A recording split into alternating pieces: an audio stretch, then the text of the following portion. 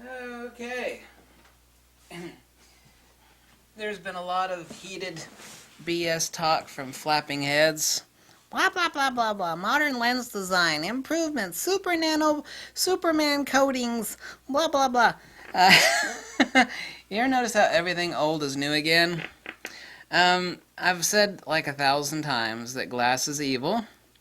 And I've also said on my Flickr page that the only thing that's actually improved over the past 25 years is image stabilization, obviously.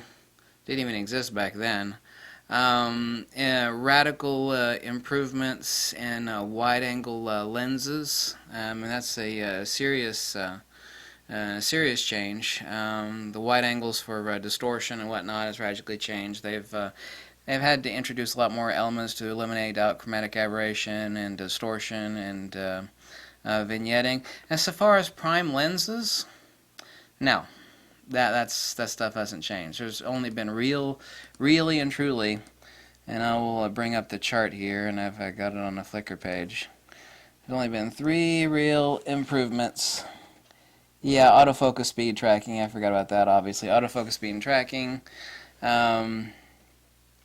Image stabilization and wide angle perfection on wide angles and ultra wides. Now let's take a look at something neat. Now this is a new lens from Meyer-Goerlitz, and I've got some of these old lenses, and they're triplets.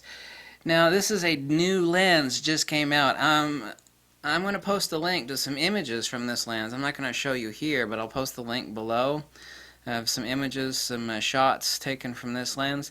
They will make your jaw drop. It's only got 3 elements. Now you see this is based on a design from 1883. How long ago is 1883? Let's see, it's 100 years divided by the subdivisor times that. It was a long damn time ago.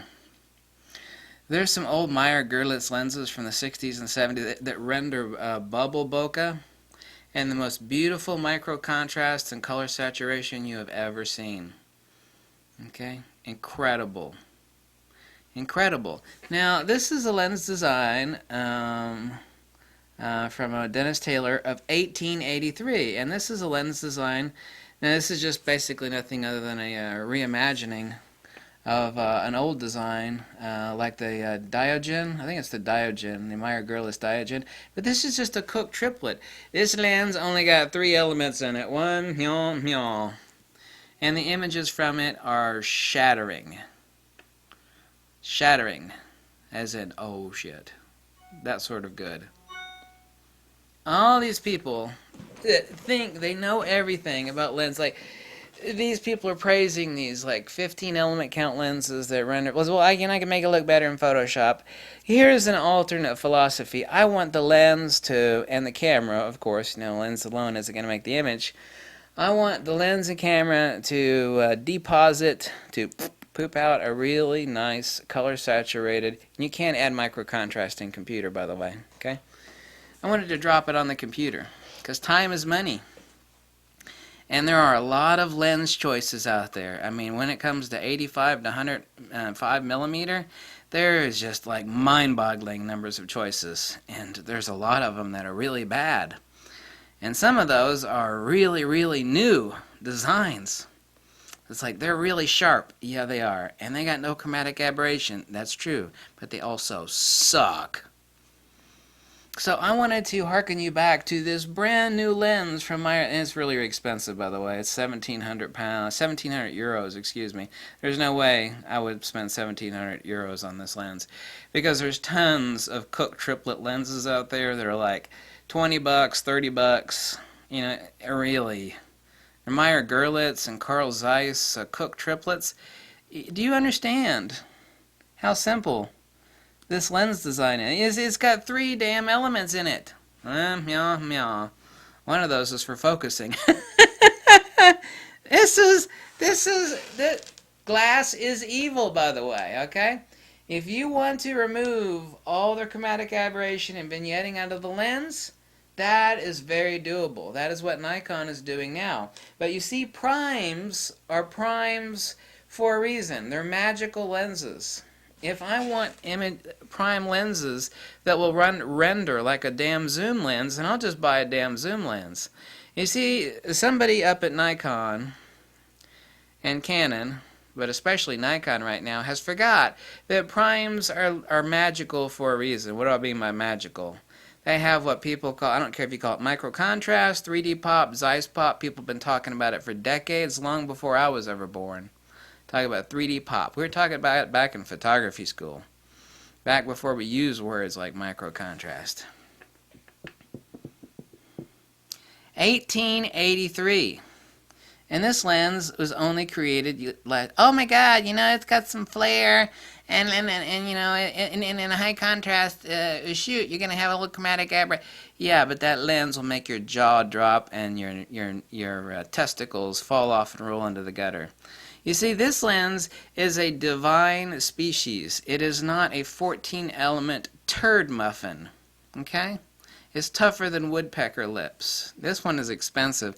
There are, guess what? There are a lot, which only require $11 adapter. There are a lot of triplet lenses on eBay that are, where are they at? 20 to 50 bucks. 24 bucks, 30 bucks. And these are German-made lenses. German-made lenses. What? They're not even Japanese. They're German. Jawohl. Let's get gemütlich, man. These are auf Deutschland. Jawohl. 30 bucks. Cooked triplets. Can you wrap your brain around the fact that this is a design from 18... All these people on all these photography forums are, you know, they're sitting there drooling over these modern lens designs. And I've got a link below for you that'll like you take a look at some images from this 3-element lens that will knock your damn socks off. Wham! Boom!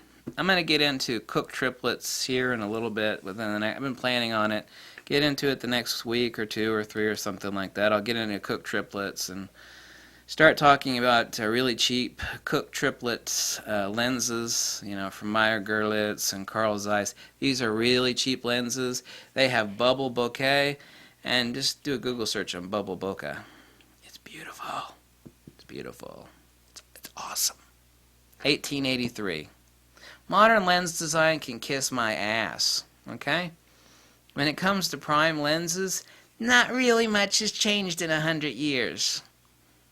Coatings have improved.